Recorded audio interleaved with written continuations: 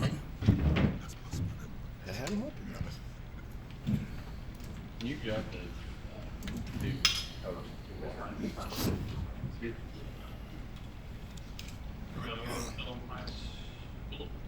All right, appreciate everybody for coming. We're going to go ahead and dive in. Start with a brief statement, Coach. Appreciate all you guys for coming. Obviously, I think Don, Tyrone, and our whole group, staff, and players are all excited about getting the season started. Obviously, exhibition game this Sunday, which should be a great environment, and obviously we're going to treat like a real game, game routine, everything like that. It'll be a good chance to for our guys to get back on the floor in front of our home crowd, obviously against a very, very good opponent. And probably more importantly than that, we're sitting here at about 12 days away from our first game at home versus Wichita State. So just trying to day by day improve and come together and get stronger as a team, and looking forward to getting this season started. So with that, any questions that you guys have for us, we'd be more than happy to answer. The season's coming up pretty rapidly. How do you feel about this group right now? What do you like? What is still improving on a little bit? Obviously, I think that our experience and our togetherness is going to be a strength of the team. I think when you have an experienced and together team that has won together before and clearly has some talented players, I think you have a chance. So I think as we enter the season, we certainly know what we're capable of, and I don't think anybody has any higher expectations for what we can become in March than we do within that locker room. At the same time, I don't think it's just get better for the next 12 days. We're going to try to be way better in March than we are right now. So I think we're in a good place. At the same time, obviously, we want to make sure that we got to figure out exactly which combinations work together. We want to try to make sure we continue to get better. Keep getting in physical and mental shape to play the pace we were playing at the end of last year. That's a year-long work in progress to have the comfort both physically and mentally to play at that speed. And then no doubt, I think we just want to get better at tough situations. We want to make sure that when that game's tied with 3 minutes to go, that we're preparing to be successful and to be able to win a lot more of those games than we come up short with. And I think the key to that is just playing together, having confidence, and trusting one another, which I think we have a head start on compared to most teams. But man, I think if we can become elite at our togetherness and our trust and our confidence to move on, whether a good play happens or a bad play happens, if we can just stick together through it all, I think we can get better these next 5 or 6 months. Coach, you inherited a group of returners that were really solid last year. Kind of tell me some of the new faces, though, that you've seen stick out in practice throughout your first summer, and who we should expect to really step up for the team. Yeah, I think in addition to the returners, I think the 4 new guys that you'll see on the floor are Braxton Bayless, Blaze Keita, Leroy Odiahi, and Julius Thedford. Braxton and Leroy have both played for me in my past, so there's obviously some familiarity with them, and they've kind of seamlessly fit in, just as Blaze and Julius have as well. Braxton's he's a point guard that's able and willing to play any spot on the floor. He's a winner.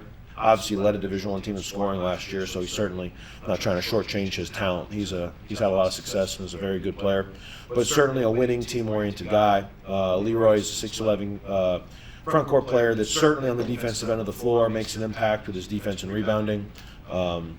Blaze is coming along now. Blaze obviously has been he won a national championship in junior college at Coffeyville. He's helped Nebraska win some games in the Big Ten. Blaze has a lot of experience, and he's, I'd say, playing better right now than he has any time in the 4 or 5 months since he's been here. I think as he physically gets back to where he needs to be, I think Blaze will be a huge part of our team. And then Julius is kind of the only freshman that's going to be playing, but he's been I don't want to say a surprise because we knew he was good, but Julius is a little ahead of schedule compared to where most freshmen are. So Julius is kind of a little bit of an X factor in the sense that when he's really good, he's right up there with anybody. But like most freshmen, he's just got to continue to be a little bit more consistent and make sure that his focus and effort and in response to adversity is there every single day. So,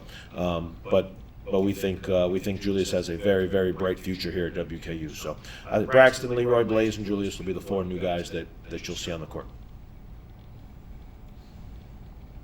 You know, Just wanted to ask you about going into the season, your preseason all conference last year. One of your best games of the season. You are? That's big time, man. Just wanted to ask you about your feelings about getting that recognition and what your expectations are personally this year. It kind of surprised me when I got it. I was definitely excited because, I put in a lot of work last year and I'm putting in work this year. So, it made me where I want to fight harder this year to get another ring for Bowling Green, Kentucky. So it definitely made me excited to see it. Shocked me too.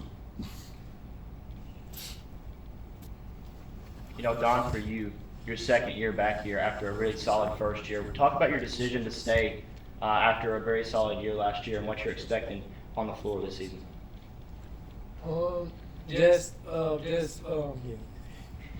I say just having like majority of our whole team back and just building upon what we was getting started and I trust Coach Hank, and what I'm expecting is just to be the best version of not only myself but as a team being the best version of ourselves, and not just trying to outdo what we did last year, but just being a better version of ourselves each day and just giving our best effort and living with the results and but still trying to be better than what we did last year though at the same time. So that's all I'm just expecting and hoping for this season. Now, when you look at the schedule, so many national teams like that, Michigan and Wichita State coming to town, you're going to Kentucky. When we talked to Coach earlier about the schedule release and that schedule, we talked about how this team kind of wants another chance to attack some of these national programs for you guys to get back to the NCAA tournament. What can you take us kind of to the locker room, what you guys are thinking about this season, and how both of you guys are just trying to attack the season and your mentality heading forward? I think for all of us, it's a different type of excitement of just knowing the level of teams that we're playing and just knowing the challenge ahead. It kind of just like fuels us in another way and give us a different energy boost going into our season. Is this something that you expect to hit the ground running, or will it be a work in progress over the season? What was that? Do you expect things to come together early in the season, or even at the start of exhibition and whatnot, or is this something that you expect to develop over the season as far as what you guys want to do? I expect us to hit the ground running, but I know for sure if it was to take the slower steps to get where we think we should be at, it wouldn't be a surprise to me. I know it's going to be a challenge for sure. Coach, you guys were 12-2 last year at home, very solid home court advantage. How important is it that you established that early on coming into this year? I mean, I think you certainly want to win your home games. I don't. How important? I mean, to me, it's important that every time we take the floor, especially here at Diddle, that we put the best effort out there. That when our fans go home, they say, "Man, that team cares. That team gave it everything they had. That team, man, we outworked the other team. Man, that was awesome to go see those guys play."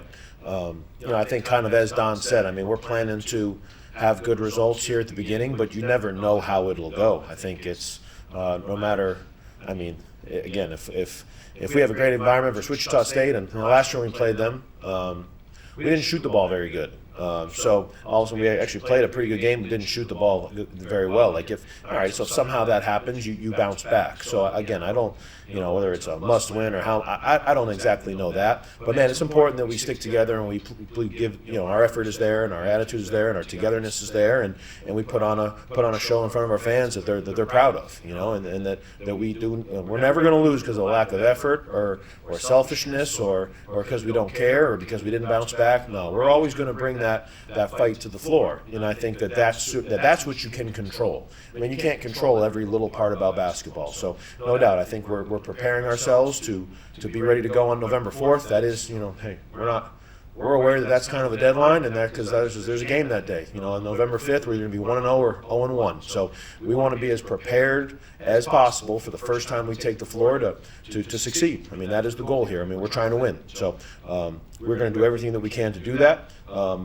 at the same time, it's our job to stay in the moment, and as Don just said, be the best version of ourselves and make sure we stick together. And obviously, we're playing some of the best teams in the country here right from the beginning. So no matter what happened or what the result is, if we control what we do in our process, we'll learn from it. We'll get better from it. But don't get me wrong. The plan is to. I think we'll feel a lot better if we get off to a great start here at home than if we hit a couple bumps in the road.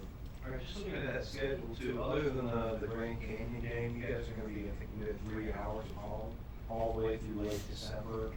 What does that do for kind of building some following within the fan base too? Is that by design that you kind of schedule regional like that? It seems like you have a couple extra home games there. Yeah, I mean, it's certainly by design to have some home games. I mean, I think there's, I feel, I don't know. I think the more you can play at home, the better. You have better. I think the home road split is probably as big of a split as there is in basketball as far as winning and losing goes. So don't get me wrong. I think you certainly want to play home games, and I think the community feeds off of that. I think that having been here last year, I think early on maybe we didn't have a couple of those home games, and that probably took a little while for our fans to come out and kind of see what we're doing and what we had going on, even though we had a really good record. So don't get me wrong, it'll be, I mean, we want to, you can't always control it. I mean, we're able to, hey, we have Wichita State at home this year because we went on the road last year. So you can't control every single opponent you play, or it's, I learned this year it's a little more complicated than you'd think to put together an ideal kind of non-conference schedule how you want it. At the same time, I mean, Lipscomb just got picked to win their league. Jackson State got picked to win their league. Marshall's a kind of a historical rival. And I guess those road games we have at Kentucky and Evansville, I mean, I guess those are within a couple hours away. So I do think it's cool looking at what the result is, that there's maybe all but the Grand Canyon game before Christmas, everything else is within. If our fans want to watch us play, they can come to every single game. And I do think our guys, I mean, these two for sure, Wu and Don, they feed off of our fans. They feed off of the environment at Diddle, and also, when we play road games last year at a place like Middle Tennessee, so same type of distance, man, there's a lot of fans there, and it's something that makes us want to, that certainly encourages you to continue to go when things get challenging, because you see that you're playing for more than just yourself. So I'm happy it worked out that way, and I do think we'll try to continue to play some of the teams from the region for sure. Tyrone, for you, you've been here for a couple of years, your final year now. Kind of talk about the growth you've seen from the ups and downs of this program in your personal game coming into this last year. Say that one more time, sorry. Kind of talk about the growth you've seen both from yourself and the program over your past couple of years here.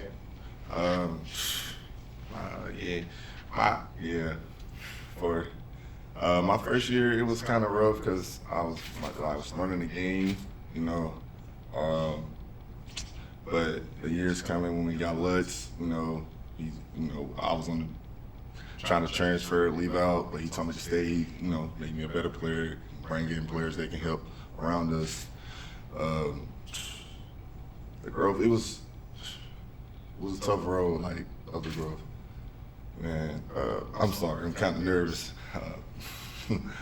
But, man, I seen WKU come from the bottom to the top, and it really made me excited to see that, and I was really happy to be a part of that, to win the championship here, from being the last team probably in the conference to the top of the conference my second year here. And now we got Coach Hink, and I know for a fact that you see his resume, he wins. And we definitely going to win this year, and he makes sure we're going to win, even if we have break practices. He tells us, we're going to be a winning team no matter what, And, I'm just happy to be a part of this program and this WKU family. And I'm definitely want to get us another ring here before I leave out. And I know Donnie and the team does that too. Coach, you were talking about that, hardworking and positive attitude and mindset coming on the court this year. How helpful is it to have these two guys next to you, along with the big chunk of returning players, to really help that leadership aspect on the court? Yeah, for sure. I think it's a huge advantage. I think anytime you have continuity, and you have 2 all-conference players return, it's crazy how unique it is in college basketball today. And so at the same time, I think it's a bigger advantage than ever. Obviously these guys, along with, Baba and Christian and Jalen and Jack, Teagan, Enoch, Fluff, JD, Baloo, Darion. There's a lot of I'll feel really bad if I missed anybody there, but it's kind of a unique year. I've told these guys a couple times, like, I'm very aware that, take myself, we're never going to have this many guys back again. Like, this is we could be doing this 20 or 30 years, and this will be the largest chunk of minutes, points, experience, players, anything that we have returned. And it really is a testament to their togetherness, even when, as we just said, even if we have a moment or a day where it seems like we're kind of, I think yesterday in the court I said, I don't know, man, is every moment you have with family, is it perfect? Is it 100% smooth? Or sometimes that you have a rough hour or a rough day that you got to fight through things. And the one thing about this group is we always fight through things together, because we've been through a lot now. Like, except for those, except for Blaze and Julius, there's all of us are kind of connected, and for at least, 16, 18 months at minimum, and we've all gotten through challenges together. We've all gotten through tough experiences together. So there's not a lot you can throw at these guys that's going to break us, and I think that that's certainly a unique strength to know that we have. And there's certainly a will to succeed, and you can hear the pride in Wu's voice when he talks about Western and his teammates and our basketball family and all that, and he's that's a common thread through our locker room. So it's certainly a huge advantage, and I definitely feel very blessed to be in a situation where you get to coach guys that have that type of pride for what we're doing together. Coach, could you talk about the transfer portal, your approach to it, and also NIL and how it has changed anything? Yeah, obviously college basketball probably in the last 2 to 3 years has changed a little bit more than it probably had in the previous 30 years. So it's definitely a different world. I think the transfer portal and he says that phrase, but even immediate eligibility in the transfer portal, like being able to transfer as many times anywhere you want, that certainly has changed the dynamic. And is NIL connected to that? Sure, because when you can play right away, I guess people could get in these guys' ears and say, hey, there's an opportunity that's got a little bit more NIL at a different spot. And so even if they're not in the transfer portal,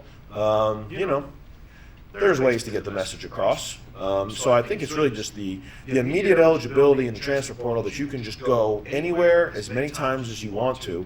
And then, NIL is connected to that, has created a situation where there's always going to be a lot of movement. There's always going to be new rosters. There's always going to be there's going to be a higher level of change than ever. I think a lot of the tricky thing about the transfer portal is, don't get me wrong, we have a couple guys here that have transferred in, and we love it when they transfer in. And I think most coaches hate it when guys transfer out. At the same time, you got to understand, it is what it is. And I think that as coaches, obviously I'm a junior college coach at heart, so I think when you coach junior college, you have to create an environment where each person feels that it's in their best interest to be part of your program. And I think that's what's happened now in Division I. I think that you just heard Wu and Don both kind of answer, but it's not. There's no real convincing of anything. Like you try to create an environment where each person, staff, player, it's ultimately on me as the head coach, but our staff as a whole, it's on each head coach at each program to create an environment, a culture, and a day-to-day vibe that they think that being at Western Kentucky or whatever school they go to is in their long-term best interest. And in junior college, you always talk about. Don played for me, so we always talk about what's next. And I always think that sometimes in Division I, coaches lose sight of what's going to happen with Don McHenry and the rest of his life, or what's going to happen with Tyrone Marshall and the rest of his life. And while this is their last year of eligibility at WKU, I want this to be the best year they've ever had to this point, but I don't want this to be the best year of their future. I want next year for them to be even more fulfilled and successful than they are now. And then when Don's 25, I want him to feel better than he's ever felt. When Wu's 30, I want him to feel better than he's ever felt. So I think you try to create an environment, you try to create relationships where they believe that they can turn into the best version of themselves by being at your school. And obviously with the immediate eligibility in the portal, man, if you don't create that as a head coach, you're going to lose your team. And don't get me wrong, the NIL and different, there's a lot of access to a lot of different players today. So don't get me wrong, you can do everything I just said, and a player can still choose to move on, and that's his or her right as an athlete, and that's the world we live in. So I think that as a coach, I think you're just inspired and you feel the need to make sure that each player feels that they're getting everything out of this situation, this opportunity that they can get. And for the next, obviously the season's the most important part of that. These guys have an opportunity, to have the best season and improve as players, and hopefully, obviously these guys are out of eligibility, but we hope that our young guys feel that being here at Western, and maybe those guys see the opportunity to step up into Don and Wu's roles, and all of a sudden they could be sitting up here as preseason all-league players, and they could see these guys turn into professional basketball players, and then they can see, okay, man, if I do everything I need to do at Western, then that'll happen for me. So it's all kind of connected. It's definitely a different world, but I think as a coach, it certainly inspires you to try to create an environment where these guys see the benefits to being here at WKU. What are some specific things you feel like your team can handle really well right out of the gate and kind of just out, which things you feel like are going to take some time for that season too? That's a tricky one.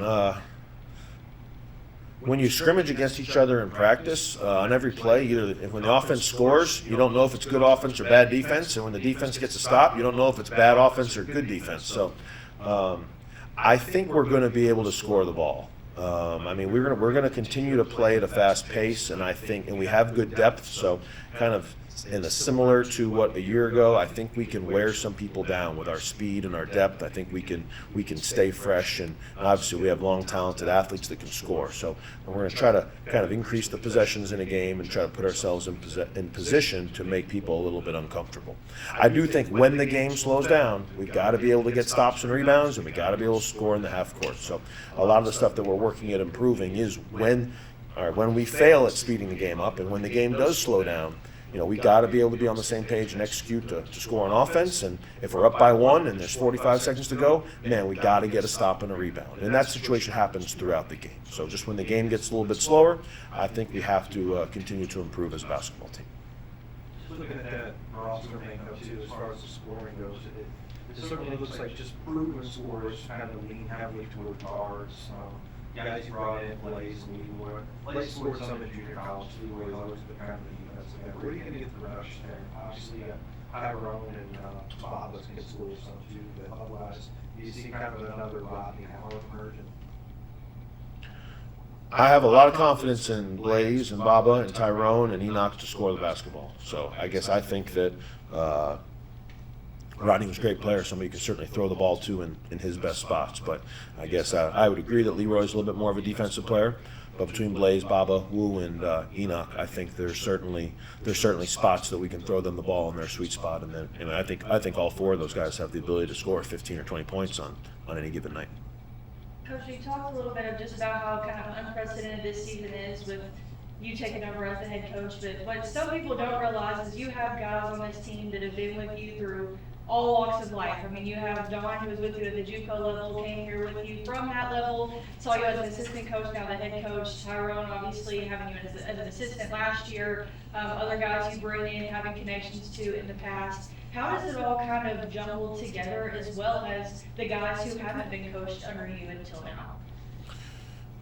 Yeah, of the guys I guess are going to play, I mean, really just Blaze and Julius are those two, and the rest of them have. So it's gotten together really, really well. I mean, Blaze and Julius have seamlessly fit in with what we're doing, and they're certainly super important parts of the team. So we've been getting at it since about June 1st. So I don't know, was that 5 months in? Like, I don't think Julius and Blaze feel any type of difference compared to anybody else, and no doubt I know that.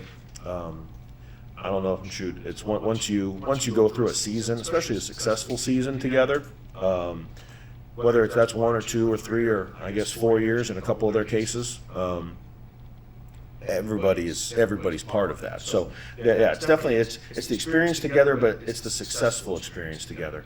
And then I mean, Blaze won a national championship in junior college, so he's had a lot of successful experience on his own. And I'm telling you guys, Julius is going to be a player. Just letting you know. So Julius is there's no, and he's not scared of anything. So if he didn't fit in, he would force himself to fit in pretty good. He's a confident young man. So it's been, like I said, it's been a cool experience because of the history with everybody, and I think that they feel I mean, Braxton Bayless wasn't here last year, but you wouldn't know it by how he fits in and how, I mean, I think on his visit, him and Leroy both acted like they were just part of this. So it's kind of been a seamless transition, and it's certainly, that we have some shared, connected together experiences that have made this group extremely close. Give me an update on a couple of Cades on the roster this year. Cade Unseld, obviously freshman year has been recruited a while, and Yep. Andy Cade's did it. Yep. Cade Unseld had a kind of a second.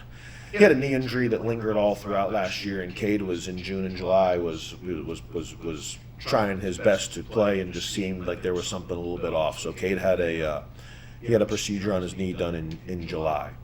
He's not healthy yet. It's probably sometime in the middle of the year he'll probably be back and fully ready to go. So obviously a potential redshirt for Cade Unseld if he's going to miss a chunk of the season. There's definitely a potential redshirt there. And Cade Stinnett, a local kid from Bowling Green, Greenwood High School that we added when we took him. The plan was for Cade Stinnett to redshirt this year and to play the following 2 seasons, and that remains the plan as of right now.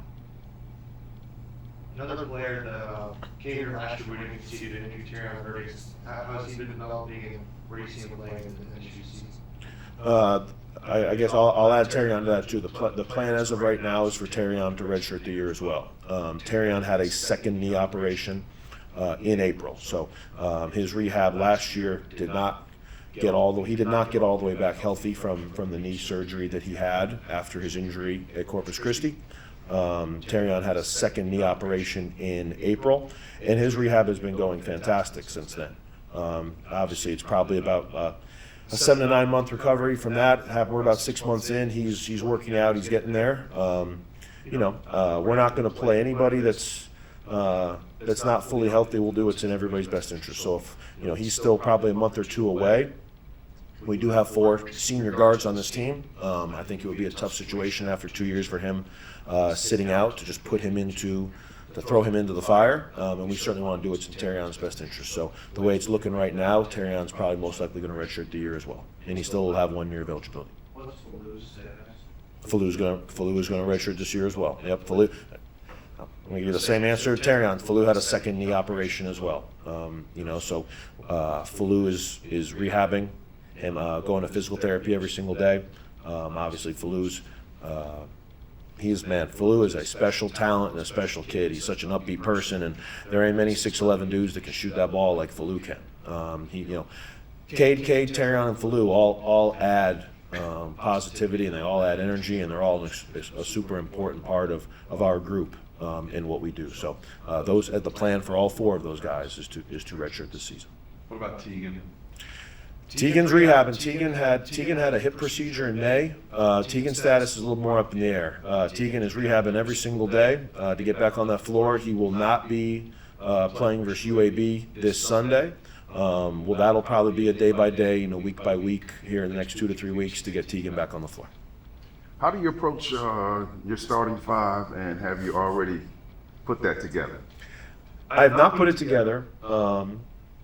I actually made it pretty clear maybe about a month ago with this group that sometimes my starting 5 in my past has changed a little bit. I probably reward practice a little bit more than I feel like some people do. Not saying anybody specific. But we have about 10 players that, I could make a case for a lot of guys. So we try to reward consistency. You try to reward the guys that that perform every day. I do think as a coach, you can raise the bar by rewarding what these guys do every day. I think we have a very high expectation within our program. So I know that I guess I'm just the messenger. If there's somebody that clearly is the most consistent guy, no matter how talented you are, if you're the most consistent player on our team, you're probably going to start. I think all that is the first opportunity to be in the game. I know it's public. I know that the lights go off. I know that it's cool. I know families love it. I know it's kind of a symbol of importance. At the same time, I guess we'll take it kind of game by game here, and we'll find a rotation. We'll find a way that kind of works for our team. So Ronan, Tyrone and Don, we've talked a little bit about, this non-conference schedule coming up, some fun ones, a lot of them that are going to be close to home. But, you got Grand Canyon, you got UK. How excited are you guys for those games? And, what are you hoping how they help you prepare for league play? I say my exciting one is UK. Definitely a big rival. Want to go down there and win. And Michigan. Michigan is going to be fun to play. And Grand Canyon. They made their run in the NCAA tournament. So it's going to definitely prepare us big for our conference. It's going to have us ready. And I know the team is ready for the non-conference and the conference game. So. What was your question again? Just how excited are you for this non-conference schedule? How are you hoping to prepare the team for league play? I'm not like actually more excited than any of our other games, but I know it's a different type of like juiced up feeling and knowing that like I guess like the level that these opponents are at, that it kind of gives us like more juiced up and greased up to play, and I just like the feeling of having an adrenaline rush and just feeling the energy of that. Like we know we have to be the best version of ourselves in everything we do for sure in these type of games. So it's just I gotta say exciting more than anything for sure. We talk a lot about player scoring, but what can you say about the defensive identity of the team? Being able to slow down in Kentucky or Michigan? Me? Either. You can chime in. I'm sorry, I was already expecting it to be for Coach. What was it again? About defensive. Yes, if you're playing We got defense. some defensive dogs on the team, and what do you think is the defensive identity of the team? Oh yeah, for sure. We definitely have a lot of defensive dogs, a lot of just like strong defenders and like the athleticism that players have, not only like for offense, but it definitely shows on the defensive end as well. And for me personally, just being more focused on being a better defender than I've been, like not only on the ball but off the ball as well. So I think that's like in practice, it's real aggressive. Like it's not really fouls and stuff like that, and you can just see like the strength certain guys have in certain situations and things like that. So I think as a team, our defense is going to be good and just continue with getting better as well, just knowing personnel of other players from the other teams. Can you also talk about the pace that you plan to play at on the offensive end? We play pretty fast when we practice. We play fast, kind of similar to last year, but also just focusing on, like Coach said, in the half court of executing as well when we're not in transition and things like that. But I for sure think as a team, from what I've been seeing in practice and how we play, we thrive a lot in transition and getting up the court fast for sure. Just hoping to get a quick coach's evaluation of these two guys sitting beside you. Where can you get more out of each one of them this year from the pitch? I don't know. I think you try to just help guys become better all-around players, and I think the production will just naturally increase. I think Don just said, I think probably since the first day that I stepped on the floor with Don, I've been trying to emphasize defense a little bit more than offense, because he is exceptional with that basketball in his hands. I try sometimes when Don has the ball, I try not to get in the way. But when he doesn't have the ball, I think he's got to become a better player, and that's moving without the ball on offense, giving different teammates space to score, giving them the same pace that they give him to score, and then on defense, he had 8 rebounds versus Marquette in the tournament last year. I don't know why he can't get 8 rebounds every single game. If you can do it on that stage, I would think you can do it every single game. So, those are the type of things that Don and I talk about for sure. He's in the gym every single day. He's an elite worker. He's an elite teammate. Basketball is his end-all be-all, So I know he wants to improve in different areas, and I think he's made huge steps in the last, his whole college career. So I guess I hope that, with the ball, we want Don to be Don. Without the ball, we want him to keep, improving and learning and getting better as a player. I think Wu and I have talked probably since the day that we started together, just being consistent every single day. I'll tell you, I think Wu's energy, effort, and attitude on a day-to-day basis in practice has improved tenfold from, I guess, maybe the June that we all started here together, until right now. And I think as he's seen success and he's and obviously he's realized that he is very, very important to everything that we do, I think it's just made him want more. He's a guy that, again, I'll bring up the Marquette game, but he's proved he can succeed and be the best player on the floor. with a bunch of NBA players out there, you know. So I think when Wu's at his best, oh man, I mean, his best is really, really good. You know, so how do we consistently, no, you're not going to have your best day every day, but man, you should have your best focus and your best effort. And shoot, let's say a couple of those shots don't go in. He's playing great, but he's 0 for 5. You know, right there is probably the area that him and I talk about a lot. Like, just because you miss shots don't mean you're not playing good. Like, still be the best player on the floor, even if you're not scoring. You know, even if the stats aren't showing up, still be the 6'7", do-it-all player that really has no position, that can play every position, that can guard anybody, that can catch the ball in any spot. You know, I think Tyrone's upside is just through the roof. So just trying to get for him to be more consistent every single day to be that elite player, and he's done, you know, to his credit, he's done an absolute fantastic job of embracing that and living that, you know, more and more as we go week by week. I'm sure for this exhibition, you're kind of going to throw different guys into different places just to see how they kind of perform together. But how good is it for you to just really be able to see your guys out there actually playing a different opponent for the first time this season? Yeah, it's good. It's I think you learn from every time that you take the floor, and it's, you know, it's hard to figure out exactly who to play or what combinations, but just because as the course of a game goes, different things happen, whether it's foul trouble or fatigue or, you know, just different matchups and stuff like that. At the same time, I do think that you learn from playing against somebody else. You know, I do think, especially this group that's been together a lot, you know, I wouldn't tell you at this point I'm learning a lot about them every single day in practice. I think we're trying to get better every single day. But, man, you really do have to play somebody else to learn something. You know, we were fortunate enough to you know, we had a closed scrimmage already that I guess in theory I'm not supposed to talk about as far as the details. So, you know, we did learn some things from that day, and that was a positive for us. But obviously doing it in front of fans, doing it in a huge environment, doing it, you know, in a game-like situation with real uniforms on, I mean, that's against a team that's picked to win their league, against a very, very tough opponent. I mean, that is how you grow, that is how you learn. So I think we're all looking forward to taking the floor on Sunday, and it will be obviously that last step to prepare us for next Monday night versus Wichita State.